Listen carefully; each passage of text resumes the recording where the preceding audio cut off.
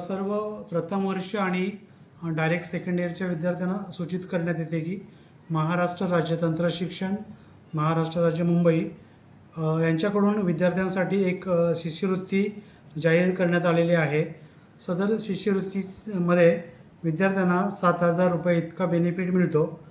त्या शिष्यवृत्तीसाठी प्रथम वर्ष किंवा थेट द्वितीय वर्ष प्रवेशित विद्यार्थी असावेत.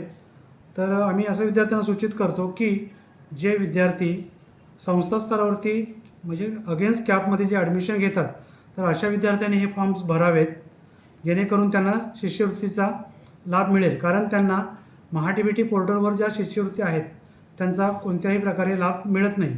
म्हणून त्यांनी ही MSBTची शिष्यवृत्ती अवश्य भरावी. तसेच ओपन कॅटेगरी मध्ये जे विद्यार्थी आहेत त्यांनीसुद्धा जर महा-डी-बी-टी पोर्टलवरती शिष्यवृत्तीचा अर्ज भरला नसेल तर त्यांनीसुद्धा या शिष्यवृत्तीचा अर्ज अवश्य भरावा.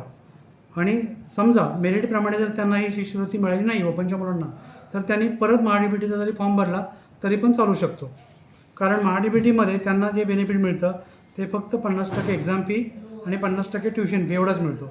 तर त्याच्यापेक्षा जास्त मला वाटतं ह्याच्यामध्ये MSBTमध्ये ते मिळू शकेल त्यांना. ह्याच्यासाठी विद्यार्थ्यांच्या पालकांचा उत्पन्नाचा दाखला, त्याची उत्पन्न मर्यादा आहे 5 लाखापर्यंत त्यांच्या वडिलांचं इन्कम असावं वार्षिक उत्पन्न, आणि तो दाखला 31/3/2025 परत व्हॅलिड असणारा असावा. फी रिसीट विद्यार्थ्यांनी कॉलेजमध्ये ॲडमिशन घेताना जी फी भरलेली आहे त्याची फी रिसीट, SSC मार्कशीट आणि विद्यार्थ्याचं बँक डिटेल्स एवढं सगळं घेऊन त्यांनी ऑफिसमध्ये येऊन भेटायचं. त्याची शेड्यूल सांगतो मी तुम्हाला. त्याची तारीख आहे 16/1/2025.